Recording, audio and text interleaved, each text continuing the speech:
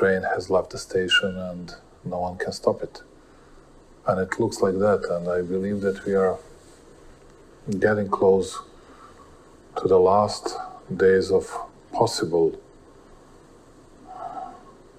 rethinking and reconsidering of everything that is happening in Ukraine. If those big powers don't do anything in a short period of time, yes, I'm pretty much certain that we'll face a real disaster.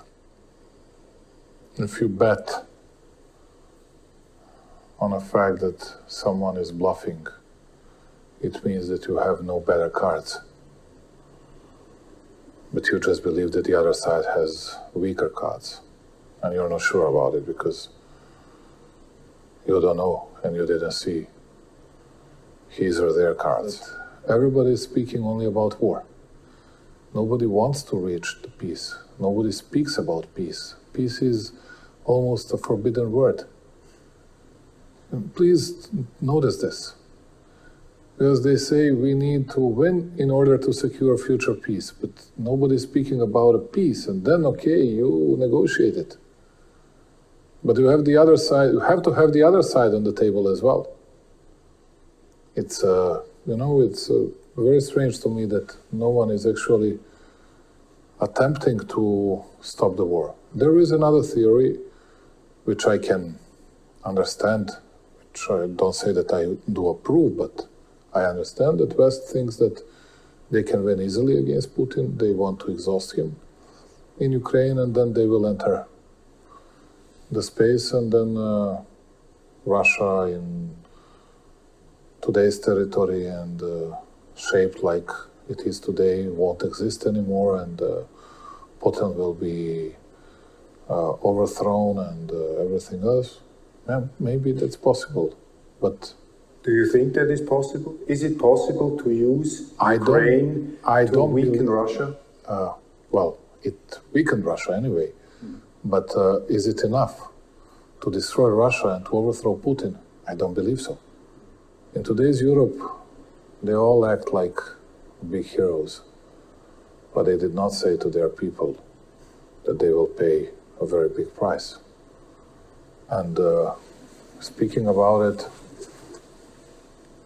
you and all these leaders should do absolutely everything in order to stop any kind of warmongering behavior and everything.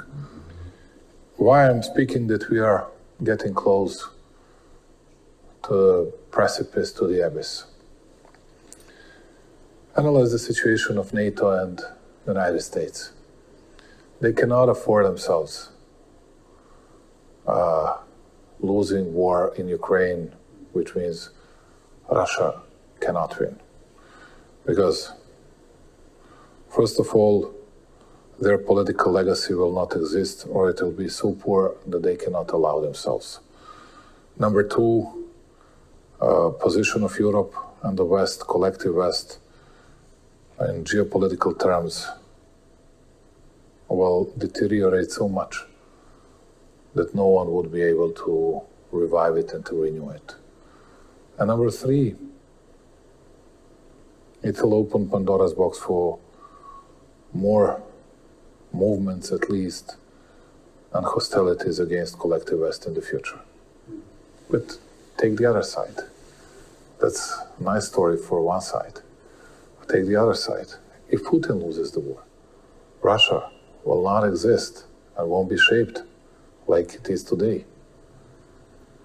And then when you have these two sides so much far from each other, with their wishes, with their expectations, then you see that everything is at stake.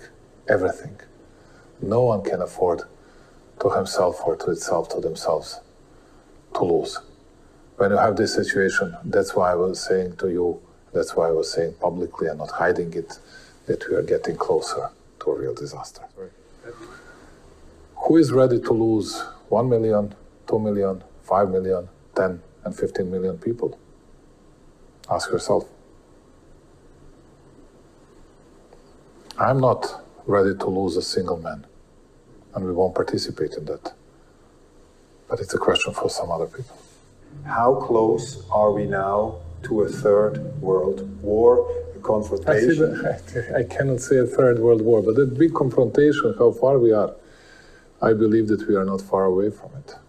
Not more than 3-4 months.